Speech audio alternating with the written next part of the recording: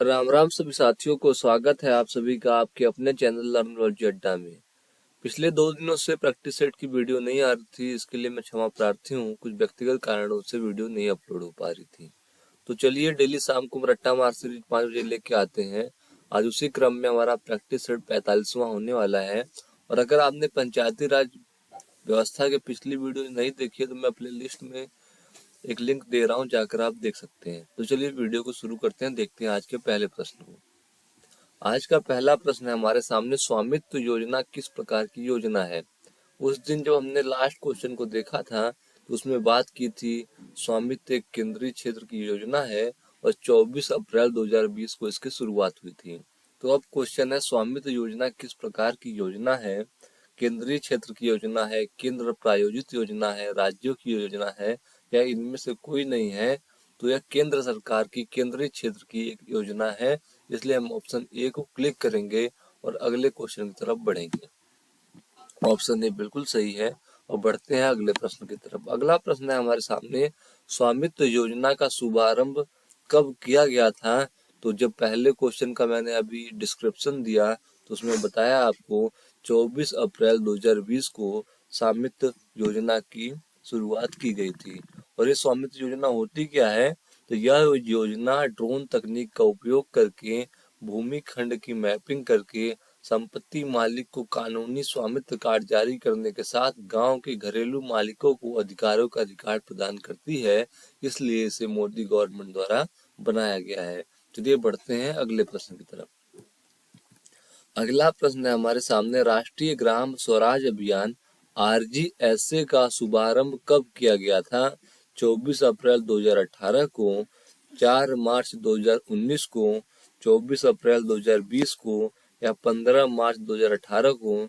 तो आपको बता दूं, राष्ट्रीय ग्रामीण स्वराज अभियान RGSA का शुभारंभ 24 अप्रैल 2018 को पंचायती राज मंत्रालय भारत सरकार की एक व्यापक योजना के रूप में किया गया था। इसे संपूर्ण भारत के ग्रामीण क्षेत्र में पंचायती राज प्रणाली को विकसित और मजबूत करने के लिए 2018-19 से 2021-22 तक क्रियान्वित किया गया। इस योजना का कार्यकाल अब 1 अप्रैल 2022 से लेकर 31 मार्च 2026 तक है।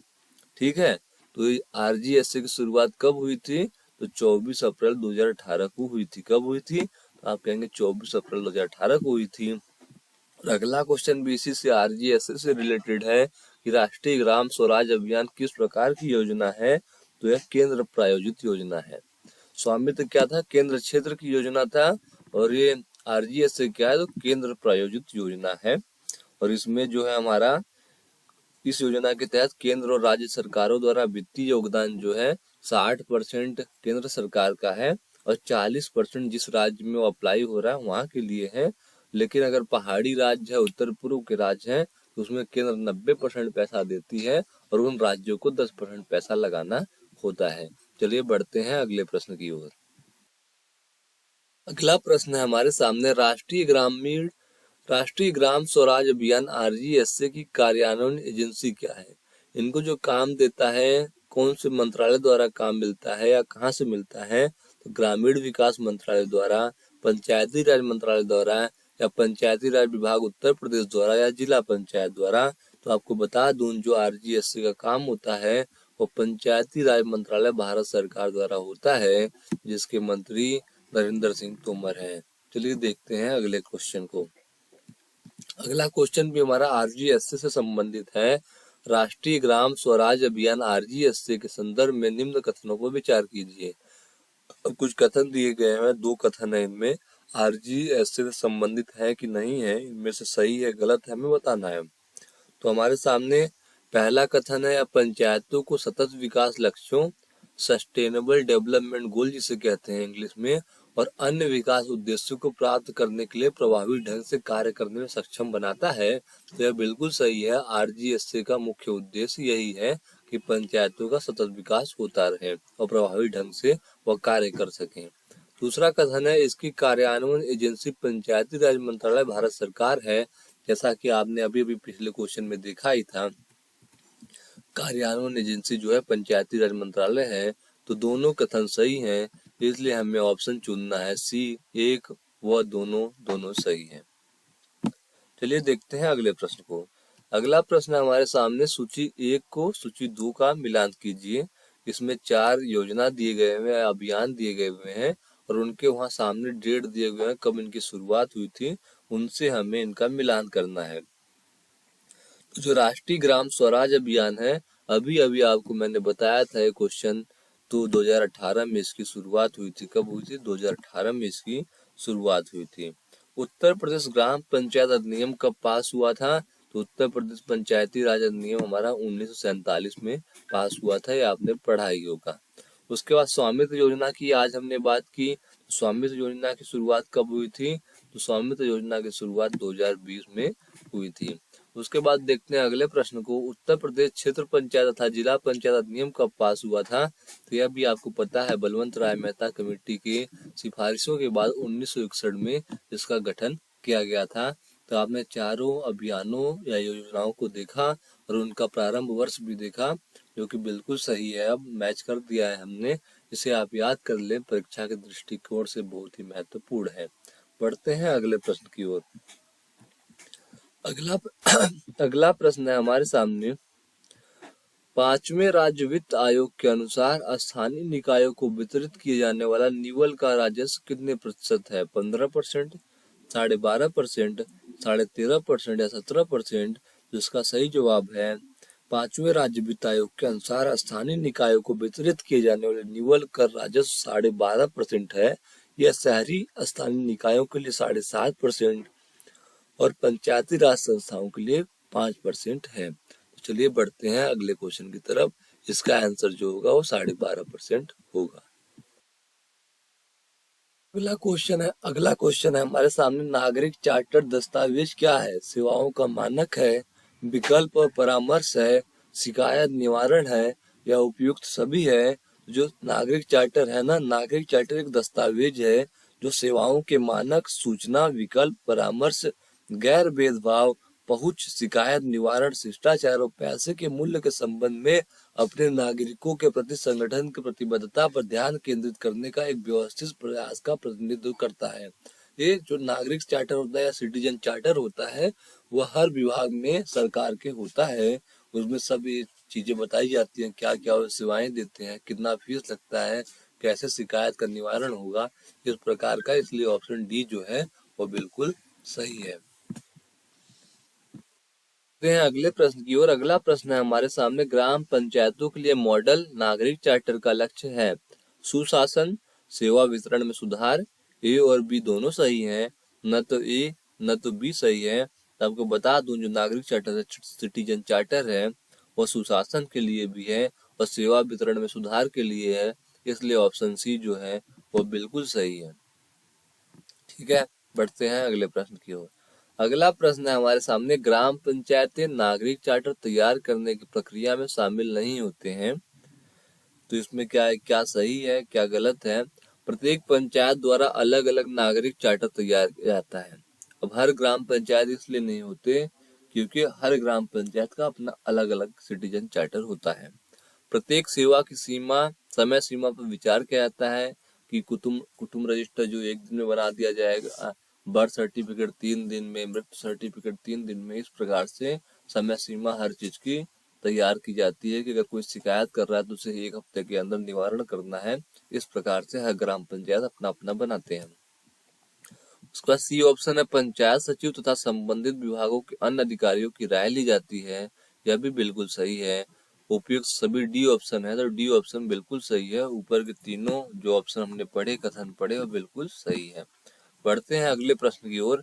अगला प्रश्न है हमारे सामने, हाल ही में किसने मॉडल पंचायत नागरिक घोषणा पत्र जारी किया?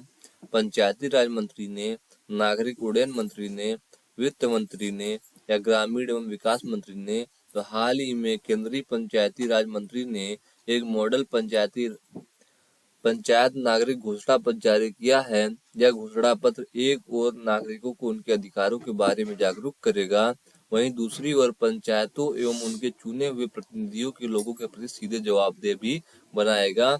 इसलिए जो हमारा ऑप्शन ए है, पंचायती राज मंत्री, बिल्कुल सही है। पंचायती राज मंत्री कौन है? नरेंद्र सिंह तोमर है।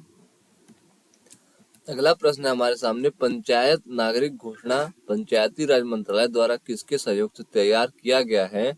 राष्ट्रीय ग्रामीण विकास, पंचायती राज संस्थान, या ए और बी दोनों सही हैं, या तो न तो ए सही है ना तो बी सही है।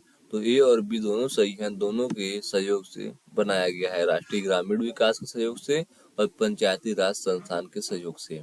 बढ़ते हैं अगले प्रश्न की ओर। अगला प्रश्न है, पंचायत नागरिक घोषणा पत्र में सतत विकास लक्ष्यों के साथ कार्यों को संरेखित करते हुए कितने क्षेत्रों में सेवाओं के वितरण हेतु विकसित किया गया है?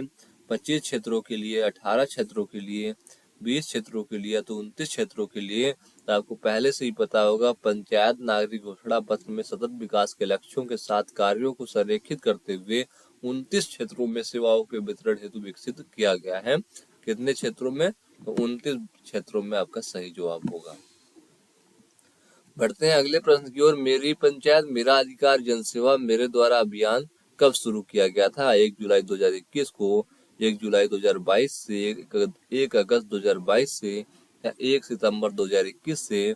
तो मेरी पंचायत मेरा अधिकार जन सेवा मेरे द्वारा अभियान 1 जुलाई 2021 से 30 सितंबर 2021 तक चलाया गया था। यह अभियान यह सुनिश्चित करने के लिए एक प्रभावी रणनीति के रूप में उभरा था कि ग्राम पंचायतों के पास संबंधित ग्राम द्वारा अनुमोदित चार्टर हो, इसलिए जो हमारा ऑप्शन ए है बिल्कुल सही है। अब बढ़ेंगे अगले प्रश्न की ओर। अगला प्रश्न है हमारे सामने, पंचायतों से संबंधित सेवा वितरण और संबंधित शिकायत निवारण तंत्र किसके द्वारा निर्धारित किया जाता है? केंद्र सरकार द्वारा, राज्य सरकार द्वारा, स्थानीय सरकार द्वारा, या उपयुक्त ये सभी? तो आपको बता दूं, पंचायत किसका विषय है? राज्य का है। अनुच्छेद 40 डीपीएसपी है, और 243 से लेकर 243 ओ तक जितनी भी बातें हैं यह राज्य का विषय है। राज्य इस पे कोई भी कानून बना सकता है, इसलिए जो भी सिटीजन चार्टर का शिकायत निवारण तंत्र है वह तैयार किया जाएगा राज्य सरकार द्वारा ही। बढ़ते हैं अगले प्रश्न की ओर। उत्तर प्रदेश नगर पंचायत अधिनियम कब पारित हुआ? 1950 में, 1953 में, 1959 या 1962 में? तो उत्तर प्रदेश नगर पंचायत अधिनियम जो है 1959 में पास हुआ था, और 1961 में क्षेत्र पंचायत और जिला पंचायत समिति पास हुआ था। तो 1959 में क्या हुआ? नगर पंचायत अधिनियम। उसके बाद देखते हैं अगले प्रश्न को, पंचायती राज मंत्रालय कब बनाया गया था? सन 2000 में, सन 2001 में, 2002 में, या 2004 में? तो पंचायती राज मंत्रालय पंचायती राज संस्थाओं से संबंधित सभी मामलों को देखता है, और इसे मई 2004 में बनाया गया था। पंचायती राज मंत्रालय का नेतृत्व कैबिनेट स्तर के मंत्री करते हैं। वर्तमान में इसके मंत्री गिरिराज सिंह हैं। चलिए देखते हैं अगले प्रश्न को। ये ऑप्शन बिल्कुल सही है। कांग्रेस की जब पहली बार सरकार थी तो इसे बनाया गया था। उसके बाद देखते हैं अगला क्वेश्चन हमारे सामने, ग्राम पंचायत नागरिक चार्टर में से कौन सी जानकारी शामिल नहीं होती है? दृष्टिकोण और उद्देश्य स्पष्ट करना, सेवा मानक सेवाएं प्राप्त करने की प्रक्रिया, अनुरोध प्राप्त होने पर नामित अधिकारी द्वारा विवरण उपलब्ध कराना, या उपयुक्त में से कोई नहीं? तो ग्राम पंचायत नागरिक चार्टर के निम्न प्रमुख घटक है, पंचायत का दृष्टिकोण और उद्देश्य का स्पष्ट उल्लेख के साथ साथ विशिष्ट उद्देश्य शामिल है, सेवाएं प्राप्त करने के लिए निर्धारित शुल्क का भुगतान करना होगा, अनुरोध प्राप्त होने पर नामित अधिकारी द्वारा विवरण उपलब्ध कराया जाएगा, इसलिए डी ऑप्शन बिल्कुल सही है।